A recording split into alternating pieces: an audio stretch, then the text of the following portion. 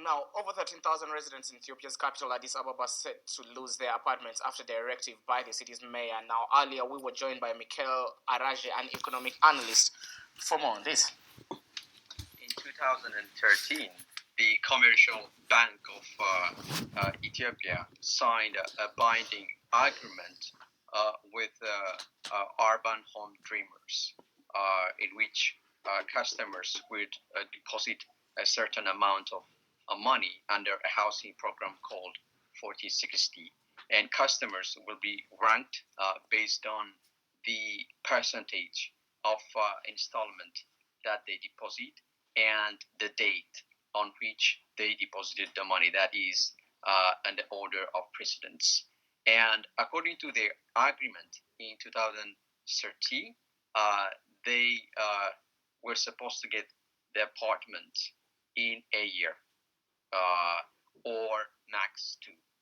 What happened over the course of period of time since 2013 was that these houses were being given to irrelevant people, were being given to those who were not a part of this binding commercial agreement between customer and the Commercial Bank of Ethiopia.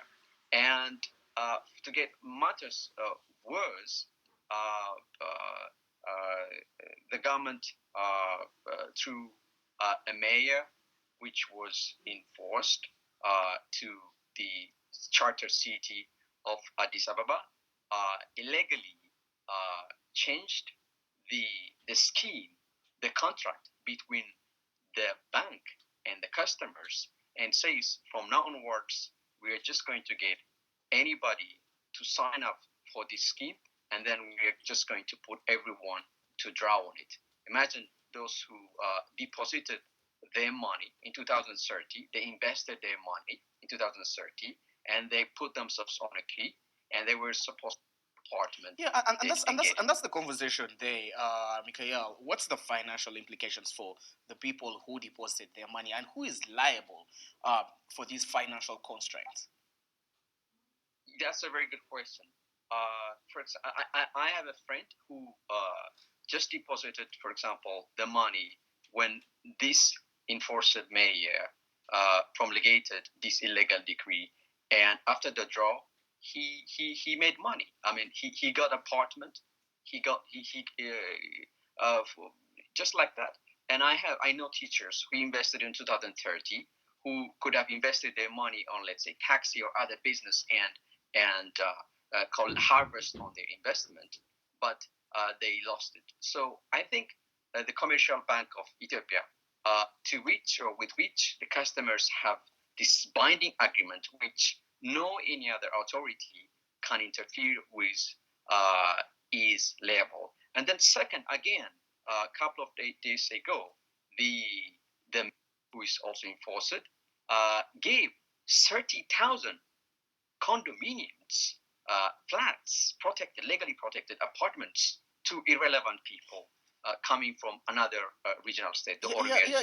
And that point you're making right there, the mayor gave away 30 condos away. How does the mayor have the power to give away 30 condos that have been paid for by individual investors?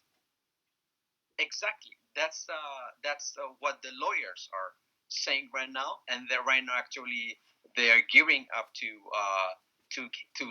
get the mayor to be put into account into the court of law, because the mayor cannot interfere with the binding commercial agreement between the banks and the customers, these cooperative investors. Their contract is very clear. First, they were supposed to get their apartment in a year or two. And second, they were supposed to get apartment in their ratings, in the order of precedence, in the amount of installments they paid, and in the date on which they take precedence. And everything has been violated. Their customer expectation has been violated. And to add matter worse, these apartments were given in thousands, were given to relevant people.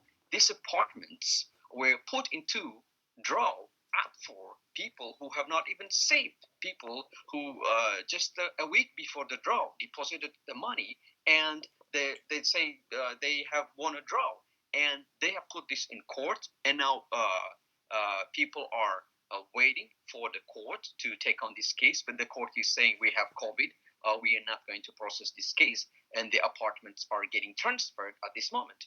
And the cooperative investors are saying we cannot breathe. Mikhail, very, very, very symbolic words there that you have used. But just before we let you go, at the end of the day, who do you think is going to be one liable for this, and what is the best solution going forward?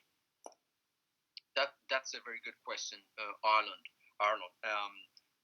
Definitely, the bank is going to be liable because the customers have a binding commercial agreement. They have entered into a binding commercial agreement with the bank. So the bank has violated that. Number two, from legal perspective, yet again, the mayor has committed crime. Is aggravated crime. What he has done